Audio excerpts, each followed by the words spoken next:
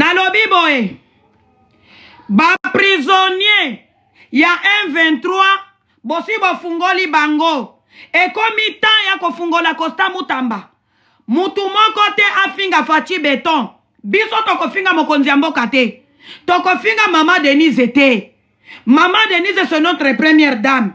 Papa Fachi c'est notre président. Totuni kaka boye. Ba prisonnier ya M23 obokangaki na makala na ndolo.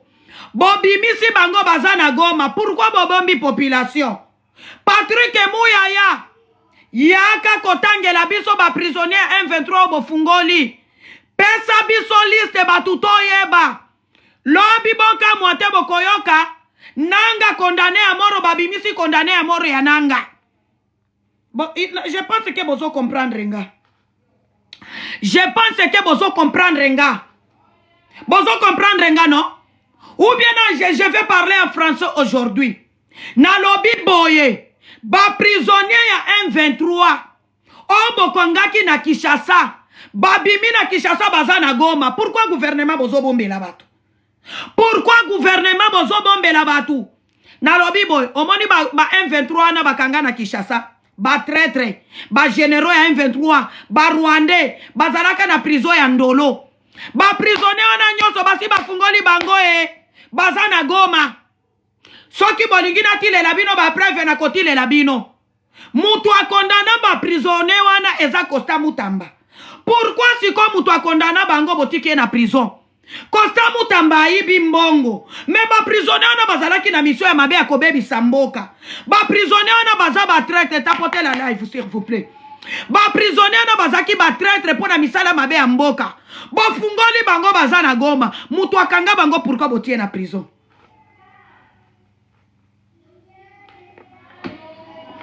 Na lobi boy, natia ba preuve boyoka. Natia ba preuve boyoka. Biso toyaka na ba. Rosaline Mbombo nazo yela yo. Yoko banga te yo na oya. Natia na lobi boy, ba prisonnier ya M23. Oyo bino bokanga na Kinshasa. Bozongisi bango na Goma. Boye bisabisu soki bitumba na bino za convocation. Parce que tozo comprendre te. Batu biso tozo bunda na bango na internet. Tozo finga bango chaque jour. Mais no bozongisi bango na Goma. Bakati si Goma bake na Rwanda. Sikoyo Costa Mutamba tungunga. Botike na prison pourquoi? Zela toti ya audio. Boyo ka prisonnier moko oya bimaki na prison. Prisonnier moko oya bimaki na prison zela. Natia ou bien natia te tapote na ntoko ma 500. Boyo ka prisonnier moko Costa Mutamba kondana atia na prison. Nazomo na bitumba eza convocation. Parce que ce n'est pas normal. Biso tozo bunda na ba M23. Tozo bunda na nanga. Na Kabila. Me batu ya Kabila na nanga bofungoli bazongi na Goma. Lobi bokoyoka. Condamnation ya Kabila bimi. Condamnation ya nanga bimi. Boka mwate. Bino bo bunda na vigilance. Ozo bundo ti mutuna makolonyo so lobi okotika la nasoni. Lobi okotika la nasoni. Tapote le live s'il vous plaît. Lobi okotika la nasoni. Audio yango. Je te fais l'audio. Moi, Célestin Ngoma. Je n'ai jamais été chez toi. Je n'ai jamais vu ta maison. Je ne sais même pas d'où tu es né, d'où tu viens, tu es qui. Tu as dit que moi, les gens de M23 m'ont contacté au bureau de Papi Pungu et au bureau de Mutamba. Tu travailles pour Mutamba. Je ne peux pas travailler pour toi ni pour Mutamba. Vous êtes des médiocres, vous êtes des pauvres. Toi, un petit monsieur comme ça, c'est rien, c'est pas un problème. Mais on se verra dans la vie. On va se rencontrer, mon ami. Ton ami Mutamba, tu sais là où il est, non? Tu sais là où il est. Que tu parles, que tu dises quoi à la tête de la délégation? Je suis un homme libre. Je suis secrétaire permanent, porte-parole jusque-là. Monsieur, pour ton information. Je pense que Boyoki, prisonnier moko ya M23 ya salaka alingaka boma Fachi ya na Goma. Alobi boyebi place Costa Mutamba zali. Na oyebi place ngana zali. Osali nini po ya Costa Mutamba papa? Tolo bate. Boye Patrick Muyaya.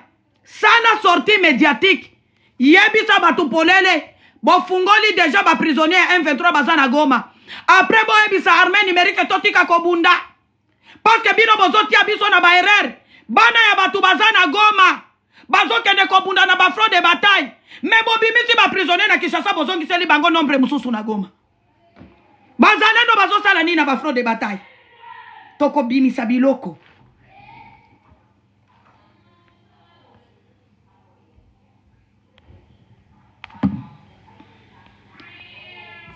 natuni boye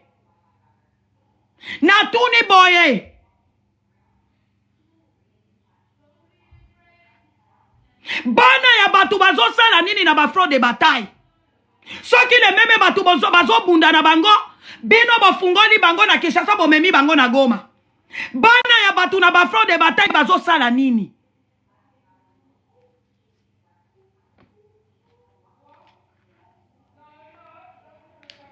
bana ya batu na ba front de bataille bazosala nini bolobi Costa Mutambaza M23 odebe M23 babimi na miso na bino bazongi na Rwanda bolobi Costa Mutambaza M23 mais ba M23 bofungoli bango bamati anvio bakiti na Goma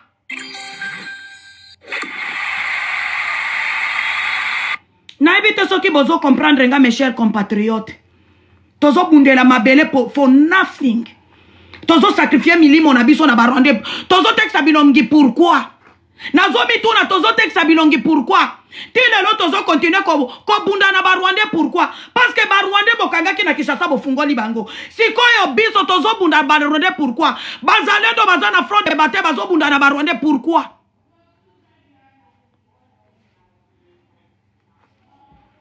tozo ngisa audio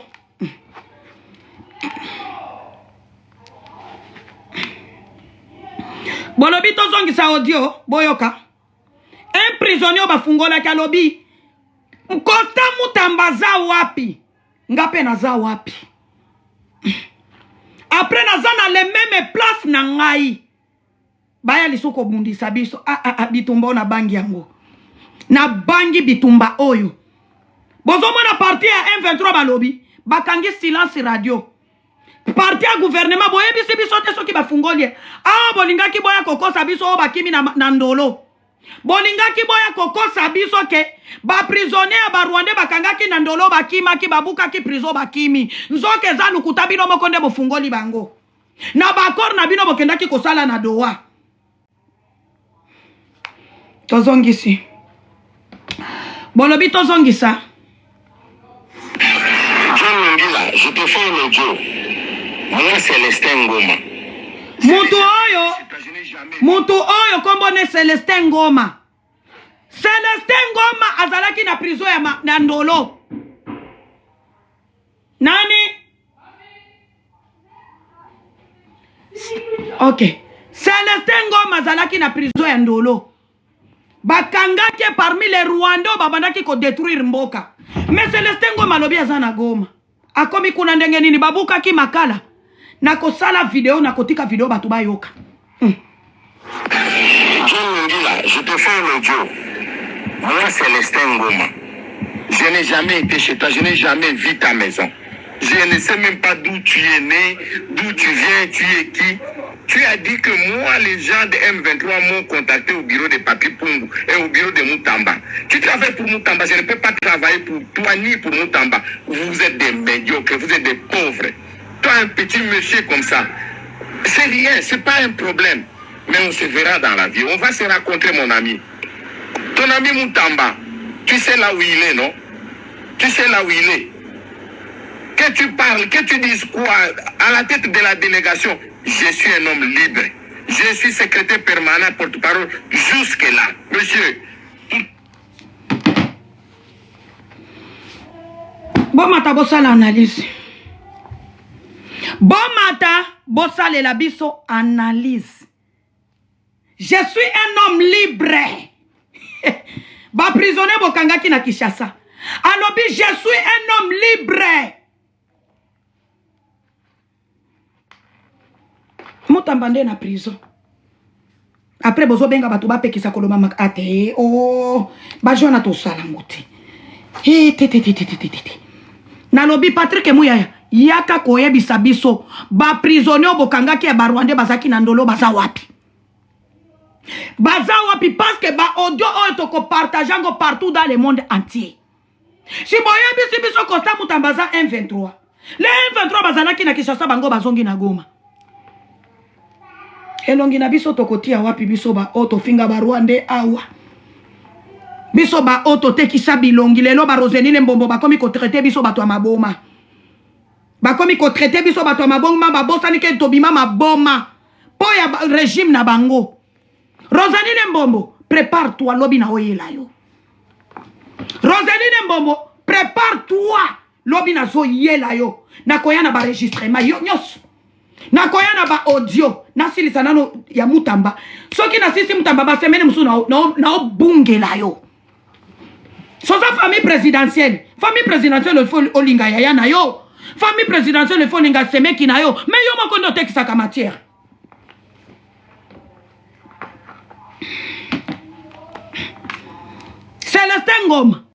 Celestin Ngoma lelo fungoli munoko.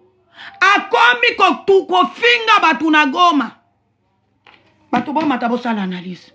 Lelo na yena mwa retard na ko la lobby 2 heures du temps. Lelo na ko zala kaka na 30 minutes. Soko mati 2 minutes batu baze bene na dani. Bonsoir. Bonsoir Yaya. Na habité Air Boza. Bon, nga naza na Canada na Montréal. So na landi audio wana bien ndeko type wana ndeko azolobela wana zobenga John Lungila, c'est un ami. John Lungila na c'est un ami, un journaliste tozalani aw. C'est un ami to benga na nai. Na yoka audio wana mais na lingina analyse ngona profondeur. Nga na koluka penda ke matière ezana clair parce que na moni ndeko ngo asape na live John Lungila na live mo quelque part. Mais na ozela soka kiti, je vais l'appeler parce que Johanna mutwana zo sala voice wana azo fingande azo tinda message azo lobelande sko ndeko wana John Lungila tozakani aza journaliste et a défendre la république. Moni mais siko na koluka na nazo na information pas jeune wana pas ndeko wana journaliste. D'ici là il en quelques minutes na obengai na information pas na ye et puis je vais revenir na live awa pour que na pesa non éclaircissement na ngunde ngai bande non ni bango mbale basala échange wana ba finga na ba. Je te fais l'audio. Oui, Celestin Ngoma. Oya za Celestin Ngoma na lingi na tuna Celestin Ngoma zalaki prisonnier na ndolo bi azalaki te. Azaka na ndolo, raison pour laquelle on a dit Goma yango audio za na Goma komi ndenge ni na Goma. Ah voilà, yango ce qu'on a bifo na oituna na tuna na John na yana zonga na mata pa John Lungila kota awa benga inano akota awa John Lungila. Zana kuzonga na pas John comme ça na ya. Oyaka. Merci. Celestin Ngoma zalaki prisonnier na ndolo. Akomi ndenge nini na Goma. Boko yako kosa biso eti babuki prison ya makala te. Bofungoli bango bamati avion. Ba akoro ya Doha. Bomatisi bango bazongi na Goma. Me akomi na Goma akomi kofinga bino.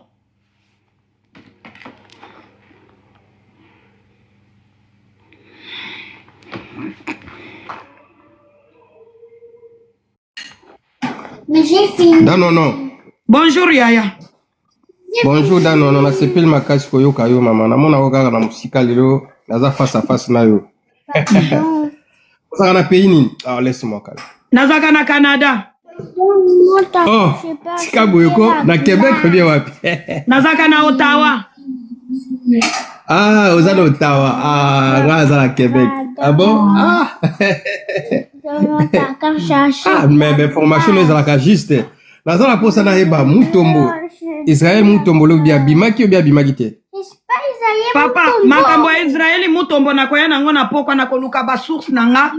Ba ebisanga soki abimi soki abimite, nde na koya koloba kasi lelo nazana na information circuit. Ah, non. Alors na ba live no fort. On a gaso za na Europe, nous za peka awa. C'est bien. Toza non ka pene, nga na zaka ka pene. Non, c'est bien comme ça. En tout cas, courage. Merci courage, Aya, merci.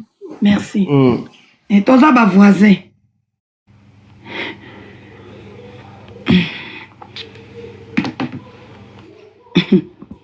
Wana bozo sala ni na commentaire.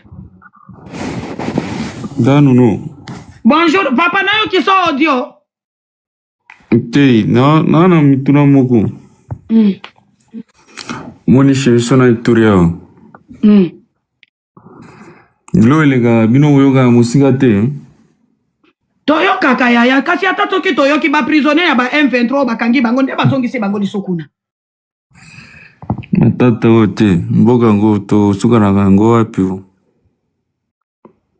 Ata soki tolobi tozoloba pour rien. Batu tozobunda na bango bafungoli bango na Kinshasa bazongi na Goma. Bayebi suko sala association ya bandoki. Vraiment. Gana za posa na ya uzwa. Ya tozana makambo très capital je m'excuse.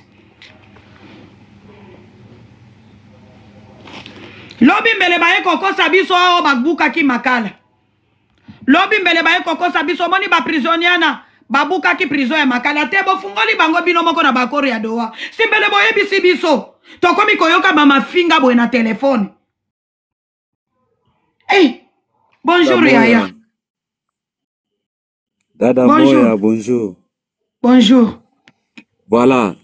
Likambo yango wana biso tozobunda na Nojek eser na biso toza na Kinshasa. Bazongisi bango na Goma, mutamba tikali na boloko ser na ngai.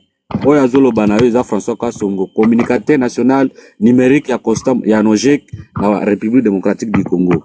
Bango bazongi na Est, mutamba tikali na boloko. Mena ba imposer ba député ya Nojek ba voter pour na makambo etali référendum. Ezalaka wapi ser na ngai? Ezalaka wapi? Yango ba député no jeke balobi biso toko signé te. Kapenga Walesa, Muluba Kassayen, 100% congolais, alobi ba ko signé te. Pona nini? Guide idéologie na biso. Sultani wetu, il est en prison. Mena batuye oyo ya kanga. Bango batiki bango bazongi na Goma. Comment expliquez-vous que non? Biso to signé référendum oyo matale mutamba na 2023 ser na ngai yai alobaka pona makambo ko changer constitution mutamba boya kate yango vane kapenga pa alobi lelo ke biso to boyi pour di bonté pona makambo ko changer constitution toza d'accord mais Goma na Bukavu e cause la occupé te na ba M23 ke biso to changer constitution awa na Kinshasa to mela masanga bankoi ba Beaufort to langwa batuna este bazolela mutamba na boloko bino bo changer constitution to kondima te nde tolobi boye po biso to signer il fallait mutamba abima libanda lelo mutamba oyo akangaki Kabila basali ba marche awa basepeli ke non Amerique condamné Kabila ba fete awa lelo muntu oyo asala ke bakanga Kabila balobi balatisi lelo ke yenda a combien 23 nde tolobi boye ser na ngai makambo wana eza ya lokota biso toko signé dano no mina kwambia sa vile dada yangu biso toko signé soki mutamba abemi na boloko nde toko signé pourquoi pas parce que ba oyo mutamba kanga ba libérer bango mutamba kotika na boloko te tapote mes chers compatriotes ba signaler live dada yangu mutamba akotika na boloko te ke batu oya kanga bazala libanda biso toza prêt pour la changer constitution pe tokotika faci beton te biso to vota faci c'est notre père ala papa na biso toza d'accord c'est notre ni baba c'est notre père ni baba yetu faci beton ni baba yetu ule Stéphane Balanga Mwanya na Christela Chala oyo akendaki kosenga mutuka olia senga intérêt ya population lelo komi kofinga mutamba keno mutamba c'est un rebelle mutamba oyo akangaki ba M23 ser na ngai epesi biso pasi na mawana na Kinshasa toza stable te komona biso oyo tonyoka maki totikaki misala na biso toke ko voter faci beton bayebisa biso keno biso toza ba M23 mutamba oyo akangaki ba atuana akondane bango bayebisa biso lelo keno mutamba za M23 ne tolobi boye biso toza d'accord pona ko changer constitution à condition ba mu libérer mutamba à condition ba mu libérer kama bakumuacha dada yangu kama bakumuacha mutamba kule kwenyeko mutamba iko na baba na mama iko na bibi na batoto benye biko na lazima yake na siye jeunesse ya République démocratique du Congo tuko na lazima yake nde tolobi boy ba mu libérer mutamba njo tu endelee kumambo ya kuchanger constitution. Kuchanger constitution tuko d'accord. Sababu ye peke mutamba alisemele yaka ayo ya kusema tutaishanger. Na njo tuko tayari pamoja na Van Walesa. Aba ba Doli be bana kutoka kusema ke banachana na mutamba. Doli ata carte d'adhésion ya membre ya Nojeke hana. hana ule maître doli atumufamie ifo bamulibere Costa Mutamba njo tuendelee mambo ya kuchanger constitution. Ni muloko yako François Kasongo depuis ville province ya Kinshasa, communicateur national numérique ya Inojek, résistance toujours, la patrie la mort nous vaincrons. Nakupenda sana dada yangu. Merci aya, merci. Biso toza contre te mokonzi ya mboka. Na mutu moko te akofinga faci beto na panel nga. Mutu moko te omati na loenge na masangano meli ba bizororo. Olingo ya komanke faci na ko finga yo très bien. Biso tolobi kaka boye. Mutu oyo akanga ba M23 aza na prison. Me ba M23 bo fungoli bango bake na Goma. Ezande ngini boye bo expliquer biso. Toti anano audio boyo kalisusu. Papa na tie awa azalaki wapi? Na ndolo. Melelo aza na Goma. Makambo tokotia na ba video. Oyo tokolo bango vraiment. Me gouvernement Kinshasa kimia. Ba M23 kimia. Basi ba ebi badi na bango bazo sala na se. Toko bimisango polele. John Lungila, je te fais l'audio. Moi, Célestin Ngoma. Je n'ai jamais été chez toi. Je n'ai jamais vu ta maison. Je ne sais même pas d'où tu es né, d'où tu viens, tu es qui. Tu as dit que moi, les gens de M23 m'ont contacté au bureau de Papi Pungu et au bureau de Mutamba. Tu travailles pour Mutamba, je ne peux pas travailler pour toi ni pour Mutamba. Vous êtes des médiocres, vous êtes des pauvres. Toi, un petit monsieur comme ça, c'est rien, c'est pas un problème. Mais on se verra dans la vie. On va se rencontrer, mon ami. Ton ami Mutamba, tu sais là où il est, non? Tu sais là où il est. Que tu parles, que tu dises quoi à la tête de la délégation, je suis un homme libre. Je suis secrétaire permanent, porte-parole, jusque-là. Monsieur, pour ton...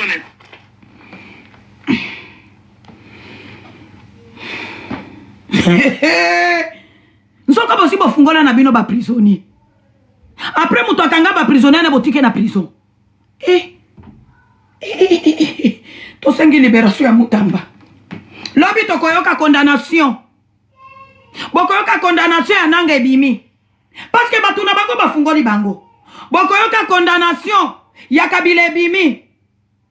Ah, mboka oyo toza na bino awa. Bino batu bomiti ya liboso nga na bino kofinga ba Rwandais. Toyoki soni. Ah, tokomi koyoka soni.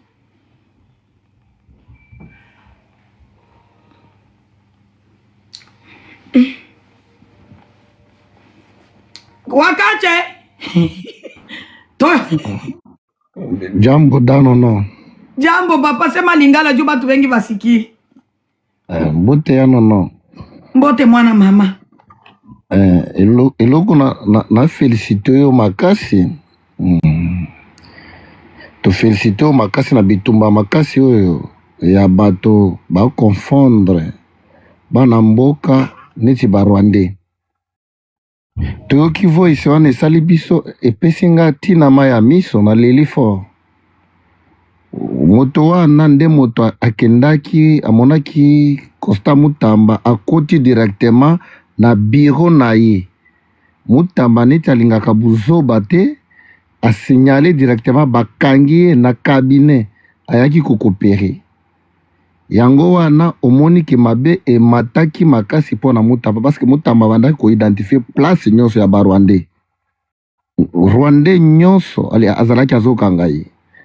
Mutamba atiati na mbongo po bakanga bango ba rebelle wana. Baya kambango tokokota Kinshasa. Ere bakangi bango atie mbongo anje, atie vie na ye anje. Et puis na gouvernement mobimba bazalaki kimia. Balinga ba changer baka mais kaka Mutamba atia musapi likolo ke na kote ba video ezali. Liboso ya cabinet na ye. Atelema ebisa bato nyonso na cabinet ke nga na kote kaka Kisekedi te azaye moko te. Azaye moko na bitumba te. Tozo bunda na ba Rwandais tina suka. Et puis toko kote la bango tina Rwanda toko zongisa bango.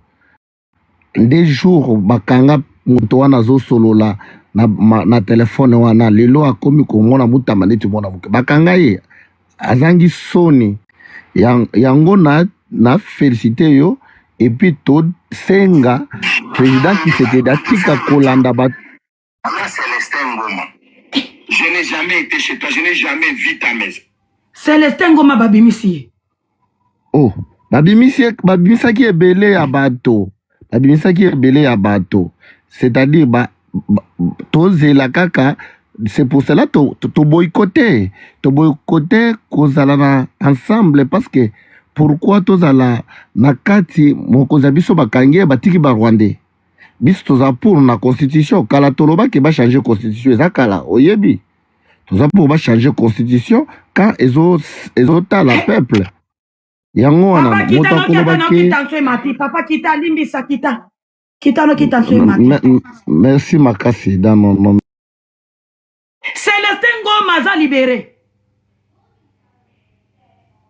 Oh.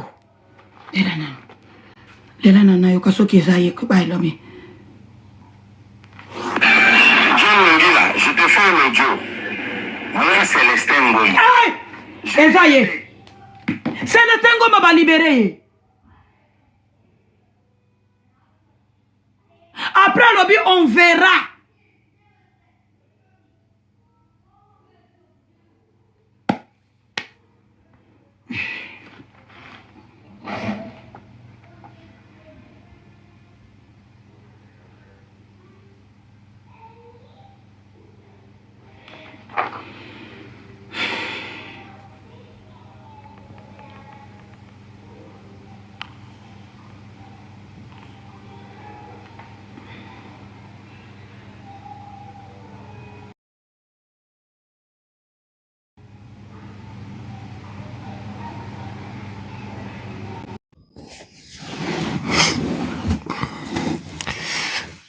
Bonjour, Danano.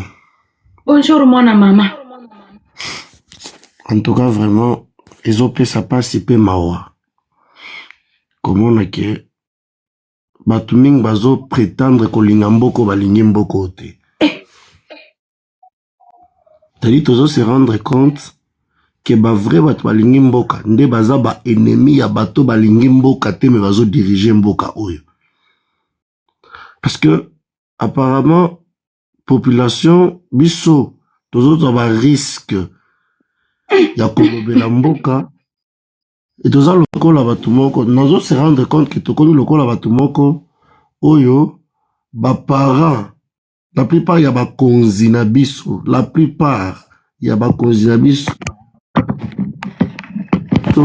bazo faire partie, ya ba M23, tozana ba M23 en cravate, tozana ba M23 en costume, tozana ba M23 na ba institution na biso.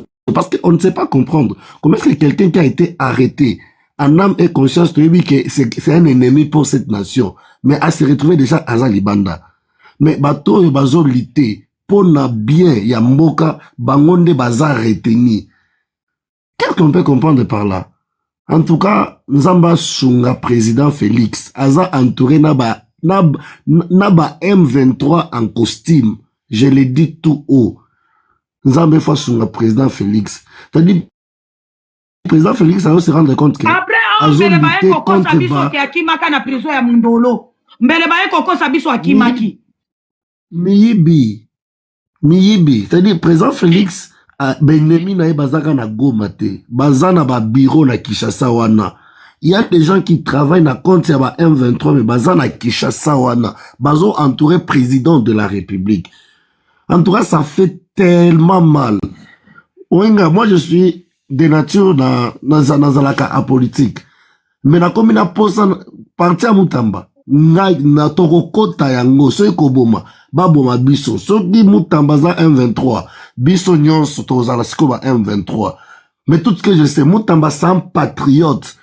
Nani akoye kozwa risque. Nani akoye kozwa risque ya kozwa dossier ya Kabila. Ou azwa kinna misisa na ye enraciné na mboko akomisi mboko lokola toilette na ye. Place nyonso akolinga akende, akokenda kosala. Kabila faisait peur. Si Mutamba n'avait pas pris le risque ya kozwa dossier à Kabila pour kotango na Sénat, balongola ba immunité, qui pouvait le faire? Na bat nyonso bazakuna. Batata mibimba ba 50 ba combien des ans. Ezana mutu azali capable de osala ngote. Mais moi na muke oyo azu risque pour na bien à pays kaka batu oyo M23 zo sala na bango bazali Kinshasa baluki ba raison moko lokuta ba vonde wana bavonde ba Patrick Moya ya banani jour eza Bible lobby les ténèbres ne régnera pas toujours molile umela kaka libela te eza na jour bakolamuka bakolala balamuki boye basentir que kanda ya nzambe komo frappe bango moko ça fait tellement mal tozala mboka nini oyo pona kozwa patriote eza pasi tadi ba vrai patriote nde baza ba victime na mboka oyo bazo pousser bato bakomasala nini bazo pesa bananga raison bazo linga ba nyonso bakoma et puis biso peu importe nyonso bakosala biso tokochanger position na biso te tokotikala ba patriote e mata ekita tokokanda ye Mutamba loba nous allons les poursuivre jusqu'à la fin biso na bango mabeliwa kaka soki nzambe azopesa souffle de vie toko-intégrer parti oyo ya Mutamba biso nyonso. Un jeune conscient, c'est un jeune qui pense pour la bien à Mboka. Tout ça, si on attend au thé, babanda ko manipuler biso, bapesi 10 000, bapesi 5 000, yo anoke au téléma, yo anoke au salaboy. Non. Nous ne sommes plus dans temps wana. Tant et coquille, il faut avoir responsabilité. Nous devons nous prendre en charge. Mes chers frères congolais, écoutez-moi, écoutez. Nous avons que ces pays, et l'Oba Mutamba, nous, il y a des gens basés à double nationalité. Ce qui est Yindeli Bango, Barokende, Ake Europe, Ake Wapi. Nous, chers Congolais, nous avons que ces pays, Tozaka Kana Congo, Tozana Mboka Moussousouté. Prenons conscience pour le bien de notre pays. Nous avons que ces pays comme héritage. Nous avons que ces pays comme bien commun. Nous avons que ces pays comme je ne sais pas quoi dire.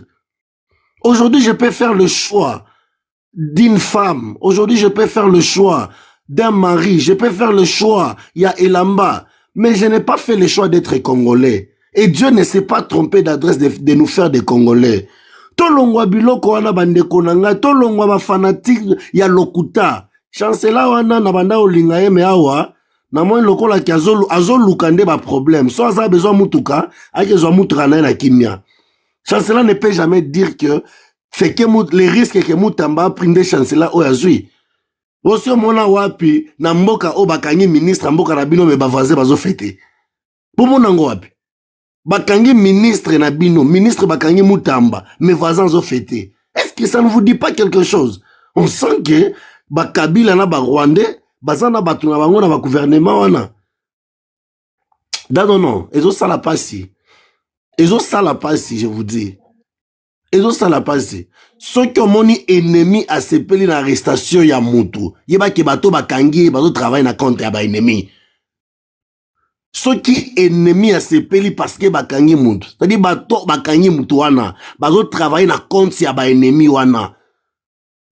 Et tout ça l'a passé. Bisomboka otorotika ngote. Nous avons que ces pays. Nous avons que la RDC comme héritage. Nous avons que la RDC comme bien que Dieu nous a donné. Toko bondela. Toko chama kelele. Toko adhérer ba parti à ba jeune pour tout changer. Nous allons les poursuivre. Et le Mutamba. Nous allons les poursuivre jusqu'au recoin. Baroki mamboko eza batata na bango na maman na bango te. En tout cas, jeune conscient, je parle à la jeunesse. L'avenir de ces pays repose sur la jeunesse. Ce que tolingi réellement mboka oye changé. Tolongwa wa fanatisme ya lokuta. Tolongwa fanatisme ya lokuta. Tolongwa na ba via kolobake, bozana sima ya batu, ba pesio 10 000, ba pesio 5 000, ba pesio 2 000. Non, tolongwa na vie wana. Mboko eko changer te na ba 2 000, na ba 3 000, na ba 5 000 pour na kobanda kolanda ba autorité na sima. Non. Moi je suis à Kolwezi. Nasali pratiquement 12 ans depuis que na longwa kin. Na otozana na kin, qui n'est pas les survivables te. Qui n'est pas vivable te.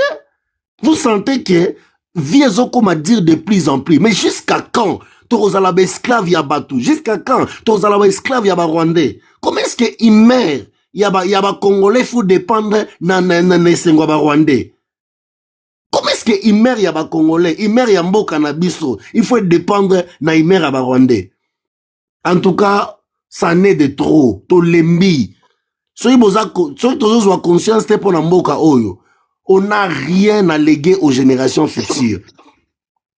Osant rien, na hymne national de lobby, nous peuplerons ton sol et nous assurerons ta grandeur. Ce qui fera la force de nous aujourd'hui, c'est lorsque nous allons assurer la grandeur et lorsque nous allons léguer la génération future un Congo prospère, un Congo écabouanate, un Congo qui reste intact. En tout cas, jeunes, prenons conscience. To longwa ba vie ya kobanda ya kokumisa bato bazo sala eloko te. So ba peso $10, $15 et ko changea ka vie na yo te. To récupérer mboka na biso na conscience nyonso. C'est tout ce que j'avais à dire. Merci Danono. Merci merci. Na ucho luzuela yo ndeko John ye wana. Ya John bonjour. Danono boni. Bien, yoka no audio oyo expliquer biso parce que tolembi. Na yoki nanzo tolembi. Yoka nini? Parce que mutu oyo nga nazo yoka au azalaki na prison na Ndolo. Akomi ami retrouver ndenge nini na Goma. Je te fais un audio. Moi, Célestin Ngoma. Je n'ai jamais été chez toi, je n'ai jamais vu ta maison. Je ne sais même pas d'où tu es né, d'où tu viens, tu es qui. Tu as dit que moi, les gens de M23 m'ont contacté au bureau de Papi Koum et au bureau de Moutamba. Tu travailles pour Moutamba, je ne peux pas travailler pour toi ni pour Moutamba. Vous êtes des médiocres, vous êtes des pauvres. Toi, un petit monsieur comme ça, c'est rien, c'est pas un problème.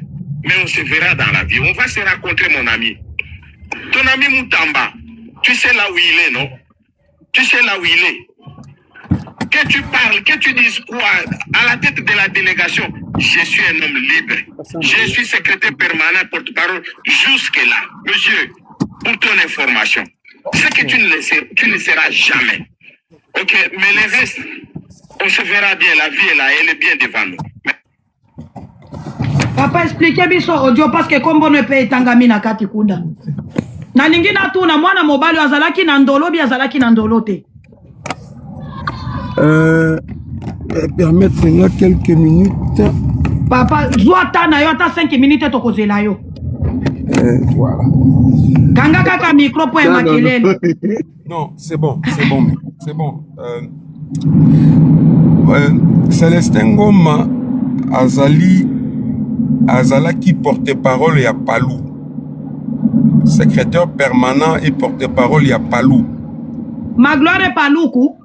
Non, non, il y a Palou. Palou, parti à Nagno. Il y a Papa Akoufa Kizenga. Oh, ok, ok. Azaki secrétaire permanent et porte-parole, il y a Palou. Azalaki na Kinshasa. Tangu Palou, Azalaki na alliance na PPRD à l'époque, il y a AMP. Basalaka structure moko ya ba jeune, bazako benga bango ba jeune leader. Ba jeune leader. Vous allez vous rappeler, bazo benga bango ba jeune leader. La majorité a baninga nae ba rejoindre Nanga na AFC M23 ba Chisola ou ba otaki kokolo ba makambo a viola qui ba Adam Chaloué les garçons ici Henri Magie bango nyonso bazalaki elongo moko kasi ye akenda kana bango te atikalaka toujours na Paris na Kinshasa mais en même temps azalaki kosala mosala.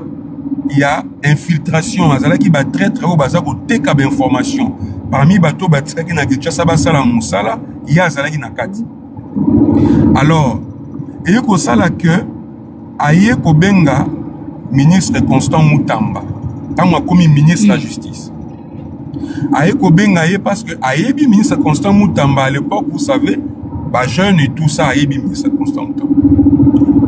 Si on a un problème en loyer, nandaku et tout ça, on a besoin de Sungangai. Ministre Constant a eu rendez-vous dans le cabinet.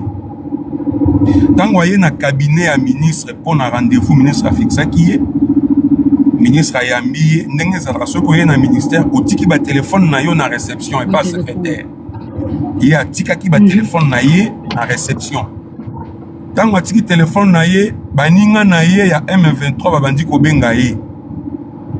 Ba membre ya cabinet ya Mutamba ba moni balobaki ko signaler ministre mais moto yambi awa ba téléphone na ye ezo sonner.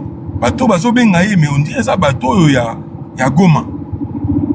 Ministre Mutamba lobi bo benga ba service ba ya ko checker téléphone wa. Ba service eye ba fongoli téléphone ba accéder ba kuti ba groupe WhatsApp oyo azanango. Ba complot bazalaki nango pona ko boma Tshisekedi tant bazali koyoka qu'il faut ba éliminer chef de l'État. Parce qu'il y avait planification pour éliminer, attentat pour éliminer chef de l'État. Bakouti, Aoutaki, fraîche, en Namibie, Okuta na Kabila, Bakouti makambo ebele na téléphone na ye. Kuna pe ministre Mutamba sali semblant na ye, azu pe mbongo pe apesi abi anaza na quelque chose te soi. Tango azobi makaka libanda wana. Ba pesi ba téléphone tango abimika na escalier kaka wana parler de la justice, ba service ba lié. C'est lui qui a cité le nom de toutes les personnes au Bazalaki na Kinshasa, au Bazalaki na Kati, il y a plan. Il y a coup d'état contre le chef de l'État, il y a planification, il y a information à Moussala Babane Kosala. C'est lui qui avait cité. Baeko Kangabango Nyonso. Toute la chaîne Bazalaki arrêtée. Des procès na Bango et Bandaki na Kinshasa, Babane Kosambi Sabango et tout ça. Et lui-même, pendant l'interrogation, a plaidé qu'il est coupable. Pardon. Depuis Bakanga Bango, à un moment donné, procès, il y a qui continuer, mais Bazala qui n'andolo. Et c'est comme ça que Nenge Boyo qui m'a solo à Doha, Basolo la Marambo, Basolo la gouvernement à Doha, Doye Baradi. C'est maintenant, il y a la semaine passée qu'on va apprendre. Moi, j'attends à la source, maman, non, que il y a le premier lot, le premier lot, il y a des prisonniers AFC M23 au Bazala qui arrêté na Kinshasa, bah outil déjà qu'on libéré Bango. Chef il y a délégation, il y a Zala qui chef il y a délégation. Bon qui est mort lobby. En tant que chef de délégation, je suis un homme libre. C'était lui maintenant, chef de la délégation, premier lot, prisonnier AFC M23 au Bazala qui libéré. Donc, si ba libéré Bango, c'est un libalonga. Kinshasa, bazonga na milieu naturel na Bango et Zala qui goma. Alors, c'est la commission HCR qui a été mise à profit pour Nako Mema Bango. Comme moi, je suis en vol direct sur Goma, exact parce que l'aéroport est à Kokanga. Ndeba mema ki bango par Beni na Beni bakozwa mutuka ya HCR memi bango tina Goma. Tango biso tozi information wana na publier information wana. Yé nongo monié wana Célestin Ngoma c'était un ami. Tozaki na Kinshasa, tozaki na ye, on se connaissait très bien. Même avec le ministre Mutamba. Mais tango ya teki mboka, biso tokoki ko protéger tataza ami. Mais tant que tu es un rebelle, même si tu es un ami, on ne peut pas te protéger. Il faut rigueur et la loi et frapper. C'est comme ça que, comme Azakana numéro nangai, nebo moni abenga kingai. Abengi ngai, abandi ko ganga koloba n'importe quoi na raccroché ne aeko sala audio au bolandi wana. Audio wana. Aeko sala nga audio avec plein de moqueries.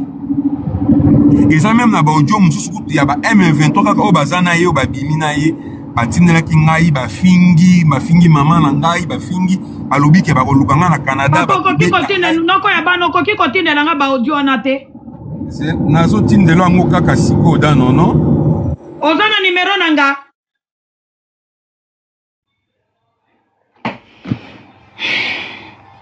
secrétaire na ko pesa yo ngo eza secrétaire.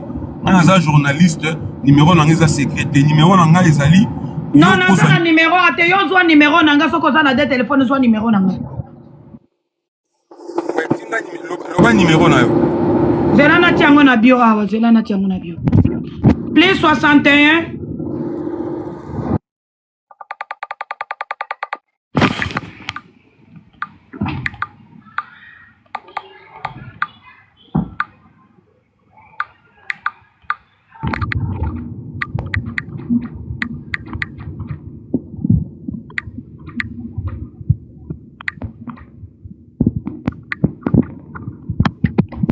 numéro nanga yangwana Numéro nanga ngwana na bio. Tona likolo. Plus 61 42 379 7 304. Hey! Bino moko bozoyoka makambo. Tozobunda na ba M23 bango bafungoli bango. Mungu wangu. Makambo oyo Makambo oyo. Makambo oyo Après babombi biso bavandi kimia. Après batindi siko batu baya kobimisa Costa Mutamba M23. Parce que ba tromper vigilance et toi et bateau soki basi bafungoli batu bazana Goma.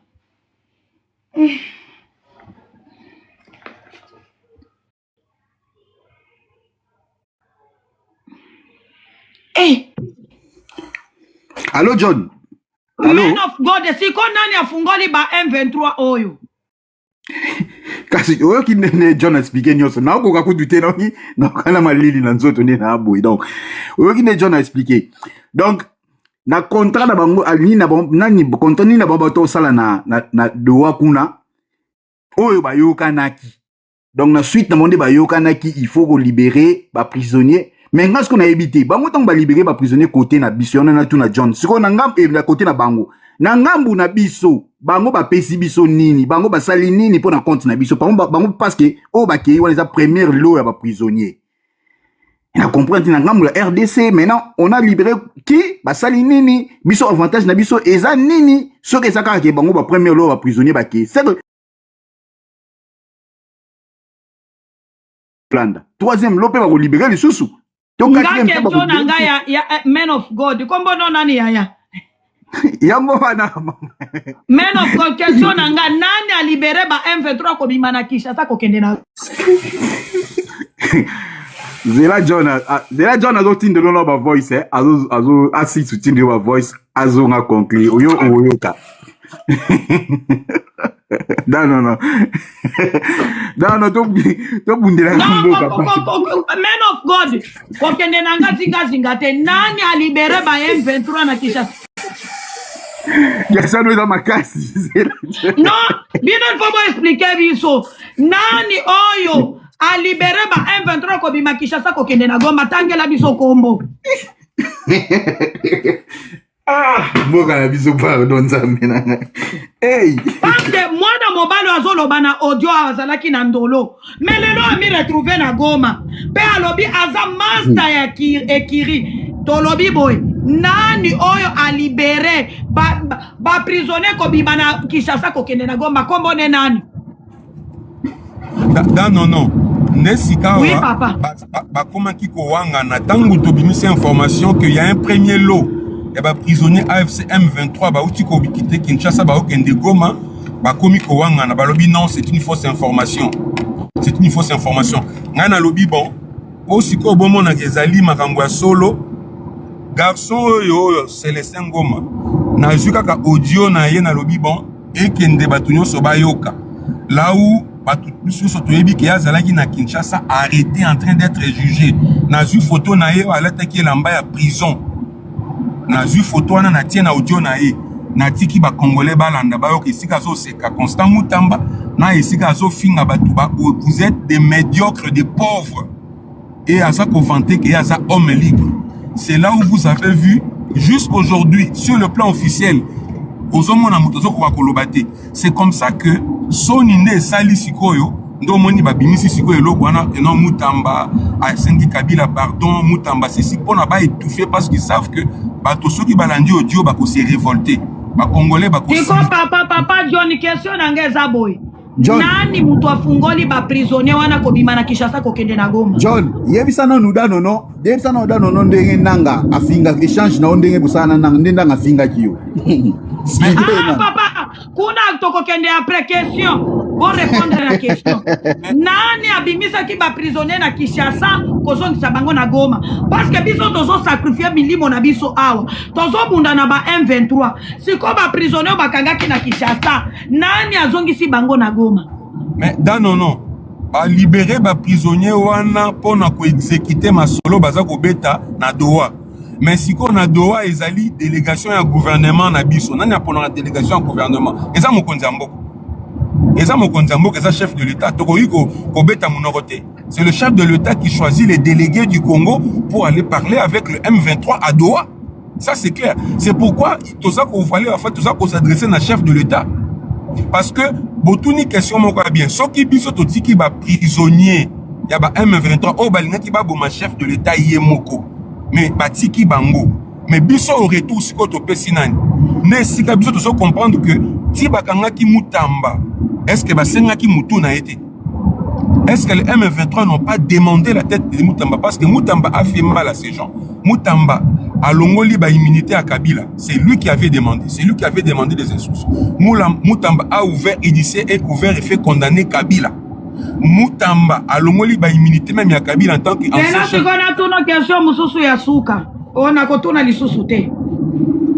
Nani atindaki Moutamba a condamné Kabila nananga? Mais Moutamba Azalaki qui travaillait sous les instructions à chef de l'État. On a nommé ministre de la Justice. On a appelé ça qui est mandat Salamoussala en tant que ministre de la Justice. Et toutes les décisions judiciaires sont exécutées et prises au nom du chef de l'État. Non. Les décisions judiciaires sont exécutées au nom du chef de l'État et du peuple congolais. Kabila a été condamné au nom du chef de l'État en tant que magistrat suprême et du peuple congolais comme souverain primaire.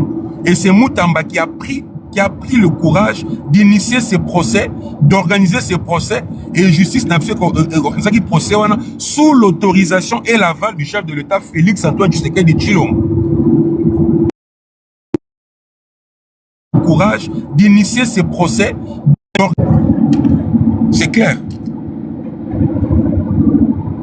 Ils ont un abisso token de classe pour na toye baki et sali bongo. Mais si ko soki non.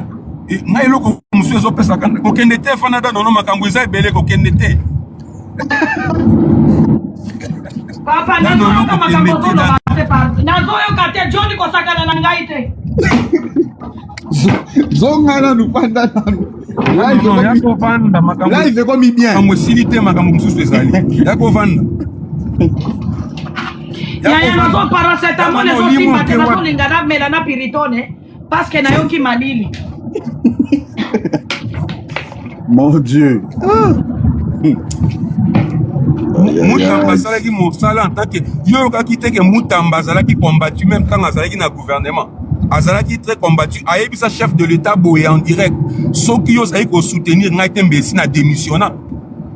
Biso to landaka ye. Parce qu'il était combattu au gouvernement, combattu par l'Union sacrée, combattu même par la présence de la République. Vous avez vu le conseil du chef de l'État publier des choses contre Moutamba.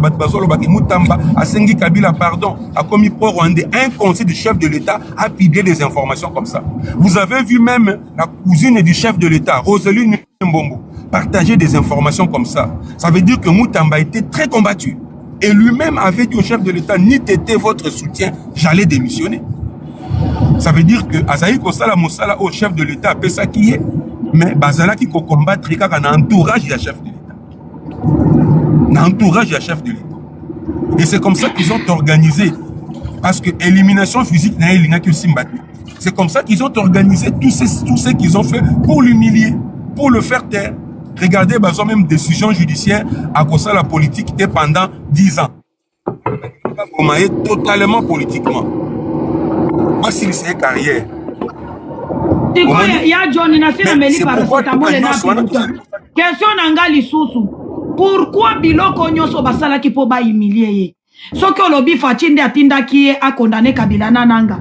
Les mêmes Fatinda Bimisi ba M23 Kobimanagoma. Pourquoi Pesa qui est posté? Mais c'est la même question que moi. Yangwana Omoni, pourquoi tout ça le président? Parce que on ne va pas nous dire que Batouana faut pas l'accepter. T'apportez les lèvres, s'il vous plaît, mes chers compatriotes. Et ce sont des décisions politiques. C'est le chef qui a aussi autorisé que Babi Misabo au bar et Maramba. Ça y est, ça l'a coupé pour la Moutamba. Il y a un peu de lobby to condimate bobimisi bato balingaki même baboma mokonzi ya mboka bobimisi bango mais moto asalaki mosala wana mpona kofaire respecter mboka atikala na prison esengeli ye mpe abima nde esika tozali yango wana nde esika tozali makambo mosusu biso tokotala babimisa nanu ye libanda komi lokola masolo.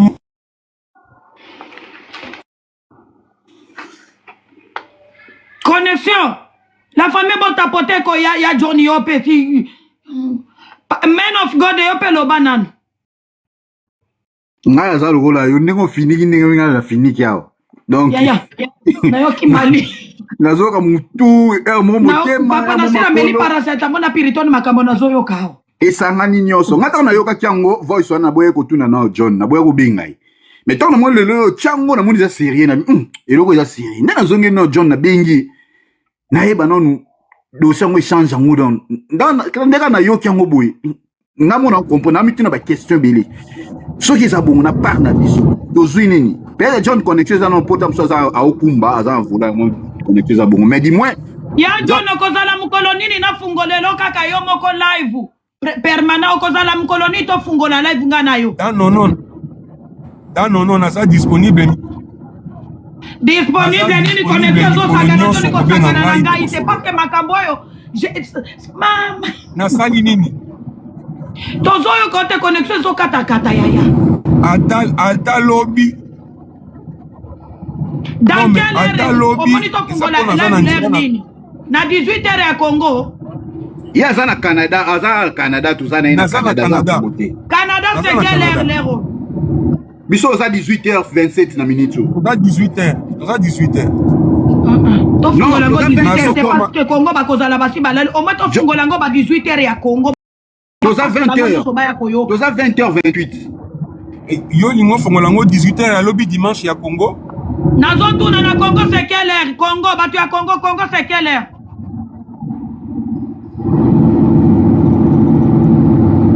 Biso Canada, nous avons 20h28. Australie, nous avons 10h juste. Balobi na Congo, ils ont 2h du matin. Au moins, tu fungolango na 18h et à dimanche. Tu fungolango na 18h et à dimanche parce que bango nyoso baza na bandako. Voilà 18h, il y a Mbogani. 18h, il y a Congo. Biso à la 13h. Biso na Canada, tu à la 13h. 18h à Congo, biso à 13h. Na biso 18h à Congo, puis na biso to kozala 0h na kozala. Ah, donc là, il n'a pas le lobby dans 13h, il a tout libre ma casse. Ok. Rien. Ouais. Ya John, au côté de la gana ba audio na mususu toti. Et si na tindelo ba audio kuna, mais il faut que ngamato il faut ba fini maman na ngama casse. Au côté de la WhatsApp.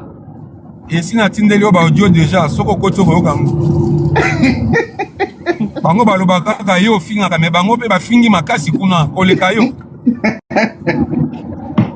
Babeti biloko ya mire soko limoyo kango kotya pembeni na babokilo te afingi makasi da nono yo kosaka yo fingaka te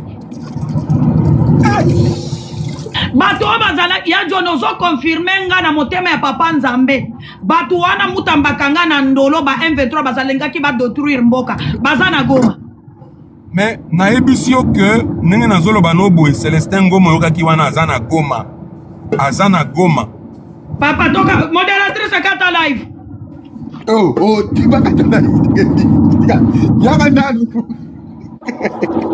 Non, azana Goma. Ok, api. Tango mususu kuta kati si Kigali, pona Goma lelo samedi bakenda ko fete na Kigali. Aza pe ambianceur munene, amenaka whisky mingi. Zonga na. Bakutani na ba Yannick Jisola na ba Adam Chalwe na ba nani o mususu nani akutana ba Henri Maji ndenge babandaki komela ba whisky na Kinshasa na bango wana ti ba désert na Chetemba ero baza na Kigali bazomela whisky balingaka whisky makasi. John siko na ngambu na biso ba libérer nani na ngambu na biso bato ba M23 bakangaki batiki nani. Nde esika sikoyo photo tout na chef de l'état ibisa biso tozwi nini tango prisonnier ya FM 23 po biso sikoyo toganye nini Goma eza na maboko na bango Bukavu na maboko na bango eloko nini toganye po totika ba prisonnier na bango wana nde fo bango bayebisa biso Mouya nde bita expliquer biso.